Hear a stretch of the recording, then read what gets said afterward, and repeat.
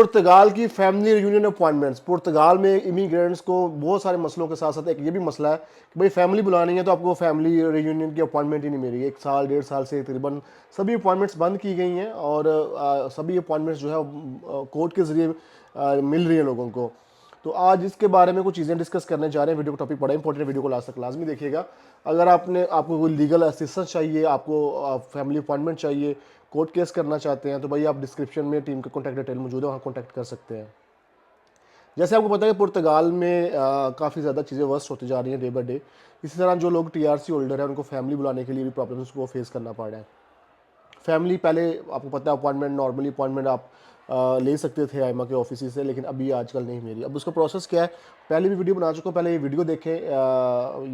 इसमें हमारे family union के कुछ केस अप्रूव्ड हो के आए हैं, पहले ये देख लें हो रहे हैं। तो आज हमारी जो क्लाइंट्स की हैं फैमिली यूनियन की अपॉइंटमेंट्स ओपन रिसीव होके आ गई हैं।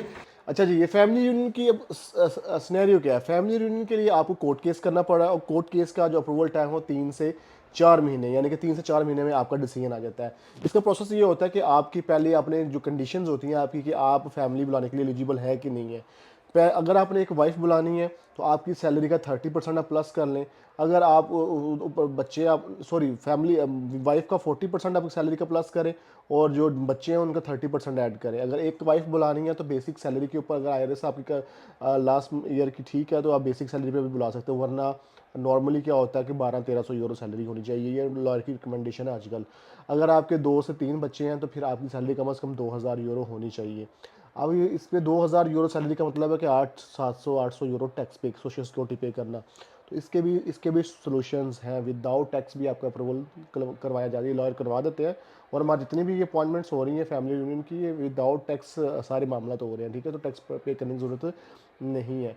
तो भाई ये चीज़ें होती हैं। बाकी आपको कोर्ट में केस डालता है वकील, जो कि तकरीबन अगर कोई बड़े भी फास्ट वकील केस करेगा, क्योंकि हमारे जो लॉयर के पास जो काफ़ी ज़्यादा रश है, लेकिन हम कोशिश करते हैं as soon as possible proceed करें। जो और भी लॉयर्स हैं उनके पास भी रश लगा हुआ है। लॉयर आपने तगड़ा पकड़ना है। ये नहीं है कि आपने वो 100-200 वाला लॉयर पकड़ लिया, वो जिसने सिर्फ एक मेल कर दी उसके बाद फॉलो अप ही नहीं कर रहा है केस का। लॉयर वो पकड़ना जो आपका रिस्पॉन्सिबिलिटी के साथ एक तो अपने लॉयर के साथ लीगल कॉन्ट्रैक्ट करना है, फिर वो रिस्पॉन्सिबिलिटी के साथ काम करेगा। हमारे ऑफिस में आएंगे तो हमारा लॉयर आपके साथ कॉन्ट्रैक्ट साइन करता है, कोई भी हैंकी पैंकी होगी, लॉयर रिस्पॉन्सिबल होगा इस चीज़ का।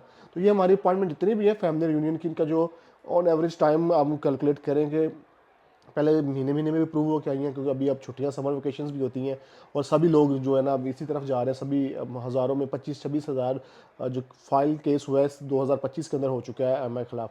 तो भाई उसमें थोड़ा टाइम भी लग रहा था। अब आपने जो है ना कोर्ट का जो प्रोसेस है उसका 4 से 5 महीने भी, अब जेन में 5 महीने भी लग सकते हैं अप्रूवल आने में। जब अप्रूवल आएगा, अप्रूवल के बाद फिर आपने अपने वो अप्रूवल का लेटर पाकिस्तान भेजना और वहाँ से फैमिली ने सपोर्टिंग डॉक्यूमेंट्स अरेंज करके एम्बेसी में जाना है। एम्बेसी ने वीज़ा स्टिकर वीज़ा लगा देना, 90 डेज़ का डी वीज़ा लगेगा। उसके ऊपर फैमिली ट्रैवल करके यहाँ पे आएगी और यहाँ पे आके उनके अगेन बायोमेट्रिक के अपॉइंटमेंट लेके उनको बायोमेट्रिक दे के टीआरसी कार्ड जो आपका स्टेटस होगा, जितना कार्ड आपका वैलिड होगा उतना ही उनको कार्ड मिल जाएगा। तो ये भी सिंपल से स्टेप्स है।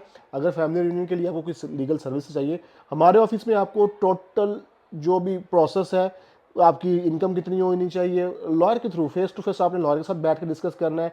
हम प्रॉपर लीगल वे में आपको लेके चलते हैं ताकि आपको कोई रिफ्यूज़ल ना आए। बहुत से लोगों के रिफ्यूज़ल भी आए हैं, फेसबुक ग्रुप बड़े बड़े पड़े हैं, हम गए हमें अप्रूवल नहीं हुआ, क्योंकि उनको गाइड करने वाला है ही नहीं है। आप जो देसी एजेंट के थ्रू काम करते हैं आपको वो लॉयर से मिलने ही नहीं देते, क्योंकि उन्होंने 100 यूरो वाला लॉयर पकड़ा हुआ है, उससे वो काम करवाते हैं। लग गया तुक्का, ना लगा ना लगा, बाकी वो आपको जो है ना मिलवाते नहीं है, ना आपको सही वो गाइड करते हैं। लॉयर ने अकॉर्डिंग टू लॉ उस चीज़ों को आपकी फ़ाइल प्रिपेयर करके देनी है। जब आपकी जो फाइल है वो अकॉर्डिंग टू लॉ प्रिपेयर होगी ना सारी, तो आइमा का क्या, चले छोड़े, अब ऐसे अल्फाज मुझे निकल जाते हैं, उनका बाप भी जो है ना वो रिफ्यूज़ नहीं कर सकता उस केस को, उसको चैलेंज हो जाता है। जब आपने बाय लॉ चीज़ें की हों तो वो लॉ को आइमा वाले अपने लॉ को डिनाई नहीं कर सकते। एक एग्जांपल देता हूँ, एक भाई का जो है वो एक अजीब सा फालता लगा के दे दिया उन्होंने, हालांकि लॉ के अंदर लिखा हुआ है कि ये चीज़ एग्जिस्ट नहीं करती, लेकिन फिर भी फालता लगा दिया उन्होंने।